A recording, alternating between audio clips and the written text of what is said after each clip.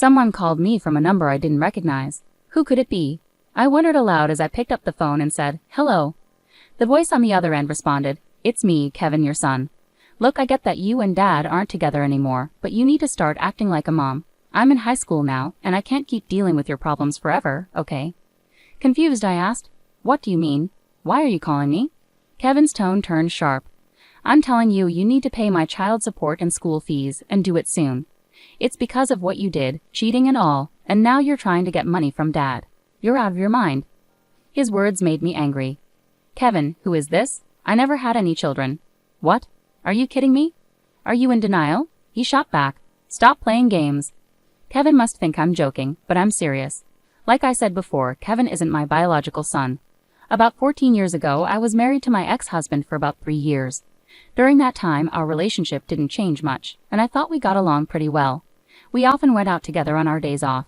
My ex-husband had a busy job that required him to travel for work about half of the month. I knew about this from the beginning, so I wasn't too worried about it. The only thing that bothered me was the topic of children. Before we got married, I really wanted to have kids soon. We both had our own plans and priorities though. Even though I thought having kids was the right thing for us, I didn't want to push him if he wasn't ready. So I was patient and didn't rush him into anything. After 3 years of marriage, my ex-husband hadn't mentioned having children, which started to bother me. Finally, I brought it up one day. "What do you think about starting a family now? 3 years have passed, and waiting longer could make it harder for us to have kids." "Yeah, but work is really hectic right now." "When will it not be hectic?" "Seriously? You've been saying that forever, and we're still in the same place." "I understand work is busy, but if you keep using that excuse, it makes me wonder if there's more going on than just work."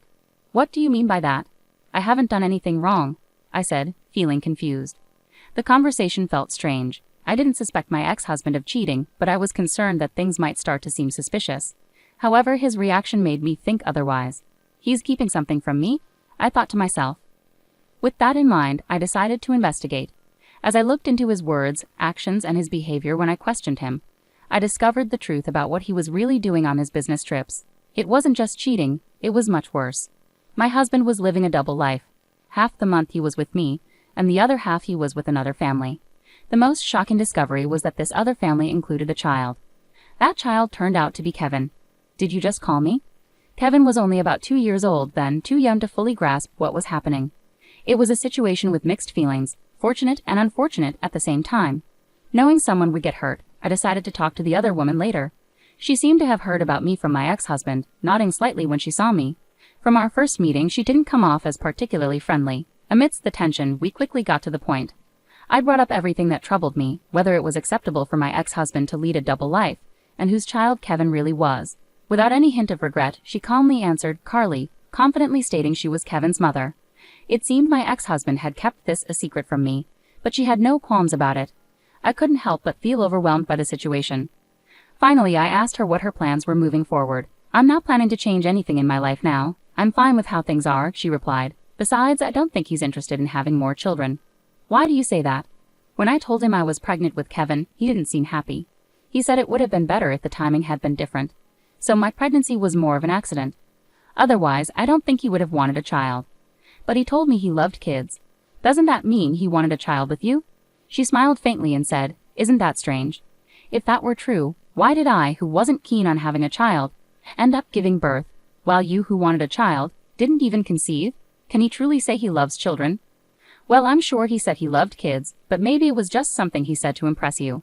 Perhaps he used it as an excuse to get close to you." I wanted to argue, but I couldn't find the words. It felt like she had hit upon something true, and it made me question whether my ex-husband had been sincere about wanting children despite his actions saying otherwise. In the end, I started to believe the other woman was right. I felt powerless, like the best I could do was seek compensation. She seemed calm about it, which only made me feel worse. A few days later, I filled out divorce papers and handed them to my husband, telling him I would also be seeking compensation. He probably heard about it from the other woman. My husband accepted everything without questioning me. What was the point of it all? Why did this man even marry me? There was only one thing I couldn't stop wondering about.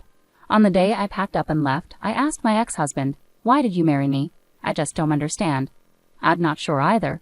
I often wonder why we got married in the first place. If we didn't even know, maybe we shouldn't have." "Yeah, maybe. If we hadn't, you wouldn't have to deal with a divorce now." But hey, you married me because you liked me, right? We both made a mistake. Let's move on to a better life now. Thank you for everything. Same to you. I'll pray that I don't choose someone like you in my next life, I said, and then we got divorced. I became single again, changed jobs, and moved to a different state, aiming for a fresh start. It was a valuable experience for me to approach everything with a new mindset. My ex-husband occasionally contacted me for paperwork, but we never discussed our current lives. Maybe he wasn't interested. He had his own life, and I had mine. About 10 years passed without us keeping in touch. Then unexpectedly, I received a call from Kevin. I was curious about the reason, but it turned out he was asking for child support and school fees. Kevin is the child born from my ex-husband's affair. Naturally, I have no legal obligation to pay, but he wouldn't accept that. Don't you feel ashamed as a mother? If that's the case, then don't have any children, he kept repeating. It was frustrating to hear the same thing over and over. I didn't want to escalate things, so I waited for him to calm down. Finally, after a few minutes, I managed to speak up. Can I say something? There are a few things I need to clarify. How did you get my number? It's obvious. I got it from Dad. Our family hasn't been doing well lately, and things seem strange. Eventually, we couldn't afford tuition and other expenses. Because of that, I had to start working part-time. Dad said it was all your fault. That's when I started hearing different things about you, Mom, that you cheated on Dad and left without fulfilling your promises to pay. Until then, I hadn't asked much about the divorce, but now it all made sense. It's all your fault, he concluded. I see. I finally understood why he was so angry. If what he said was true, any kid would be upset. But my ex-husband had lied to Kevin, and unbelievably, he had turned Kevin against me. Hearing this made me furious. It's a hassle for my ex-husband to reappear in my life now that we're divorced. However, it's also heartbreaking to see Kevin being misled like this. From my point of view, he's a stranger, but I couldn't just ignore the situation and walk away, saying it's not my problem. After remarrying and having children with my current husband, I felt a responsibility as a parent to do the right thing. Kevin, now 16, seemed old enough to hear the truth. Kevin, everything I'm about to tell you is the truth. If you need proof, like a DNA test, I can arrange it. Can you listen to me for now? I asked. Yeah, Kevin replied hesitantly. As I revealed each detail, he grew increasingly agitated. If what you're saying is true, why did Dad have me call you earlier? Kevin asked, confused. Kevin, you mentioned you're working part-time. What are you doing with the money? I inquired. Saving it for me. Our family's been struggling financially lately, and I wanted to help out with debts. High school isn't mandatory anymore, so I don't need much, he explained earnestly. You're such a responsible kid. But have you ever wondered why, with that money, you can't cover your tuition and expenses? Well, sometimes my phone bill payment is late. I think Dad might be short on money. Is he working right now? He's working. He goes to the office regularly. I see. I have a bad feeling about this. Could it be that my ex-husband is using Kevin's money? With that suspicion in mind, I decided to look into my ex-husband's activities once more. Kevin, can you give me about 3 weeks? Haha, sure, that's fine. And please don't tell Dad about what we talked about on the phone, okay? Okay, I won't. So I decided to investigate my ex-husband further. I hired a private investigator and waited anxiously for the results. Some might say I'm going too far, but everything I do is for Kevin's sake. I wouldn't go to such lengths for anyone else. Even if people think I'm crazy, I don't care. Would I abandon a child who looks like he's on the verge of collapsing right in front of me? Absolutely not. I refuse to become that kind of person. Above all, I felt a deep anger towards my ex-husband for deceiving Kevin. Filled with this anger, I waited for the private investigator's report for 3 weeks. When the results finally arrived, I was shocked and furious. It turned out my ex-husband wasn't currently employed full-time. He was working as a temporary worker and had recently been laid off. Instead of actively seeking new opportunities, he was spending his time idly drinking or playing cards. Kevin believed his dad was working because he often dressed in a suit, but the truth was he was unemployed and not actively searching for a job. What angered me most about my ex-husband was how quickly he acted remorseful in front of Kevin.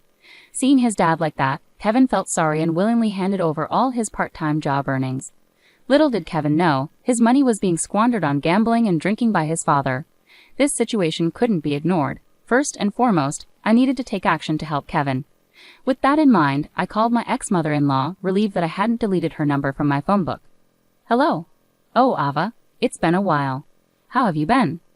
Long time no see. What's on your mind? Is everything all right? I explained the current situation to my mother-in-law. During my marriage, she and her sister-in-law had been at odds with me. After the divorce, we hadn't kept in touch. However, it seemed she had heard about my divorce and understood that I had moved on with my life, so she wasn't upset at all. I see. I'm sorry I didn't mention it earlier. I thought it would be better coming from him, but he was cheating, wasn't he? My mother-in-law's voice took on a somber tone. As I shared all the details, she let out an angry exclamation over the phone. I understand now. It all makes sense. I wasn't informed about the birth because he had a child with someone else. He brought Kevin to see me, but I was told not to contact you because you needed space after giving birth. Some people go through mental instability or even illness during that time, so I respected your privacy. When I found out about the divorce, I felt sorry, but I didn't know how to reach out to you. Is that right? Now Kevin visits occasionally, and it brings me joy. Regardless of how he came into this world, he's not to blame. I want to support him and be there for him in the future. You've always been understanding. I'm actually relieved to hear you say that.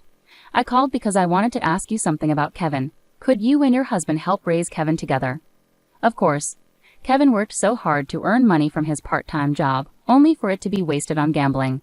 I think it's crucial to have a serious talk with him about that. I trust you to handle it, but I believe Kevin is sacrificing his future to support his father. Please let him live freely with you and his grandfather. My mother-in-law assured me that she would take care of Kevin, and thus his immediate situation was resolved. Now it was time to confront my ex-husband. I decided to contact him and arrange a meeting. I was furious at him for deceiving me. When I arrived at the cafe at the agreed-upon time and saw my ex-husband, he looked noticeably worn out. It's unusual for you to reach out to me, and wow, you look older. Anyway, what about Kevin? So you already know. Let's get straight to the point. Why did you have Kevin call me? What were you trying to achieve? I was desperate.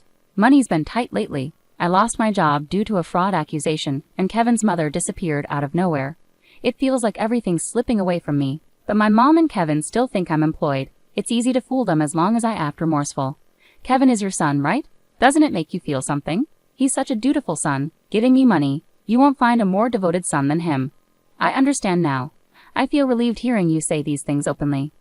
Suddenly, 3 people stood up from a nearby table and approached us. Huh? What's happening? You're truly despicable. We overheard everything just now. Even after all this time, your character hasn't changed. It's over for you. It was my mother-in-law, my aunt-in-law, and then Kevin. To convince everyone, they needed to see his true nature with their own eyes. My ex-husband started to visibly flounder, unable to find the right words. As everyone chastised him, he kept glancing at me, seemingly seeking help. But even if you make that face, it won't change anything. You need to accept responsibility for everything you've done and recognize how disgraceful your actions have been. And with that, the incident came to a close. Since then, my ex-husband faced criticism from my mother-in-law, aunt-in-law, and father-in-law. He was pushed to find work and eventually secured a job at a construction site through my father-in-law's connections. My father-in-law insisted it was to straighten him out. Moreover, he arranged for child support to be deducted directly from his wages. This ensured that Kevin's tuition and other school expenses were covered. Kevin has since been living with his grandmother.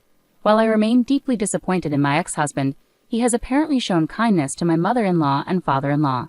Kevin continues to be a kind-hearted child through it all. I'm still uncertain if my actions were entirely justified, but there's no denying things have improved.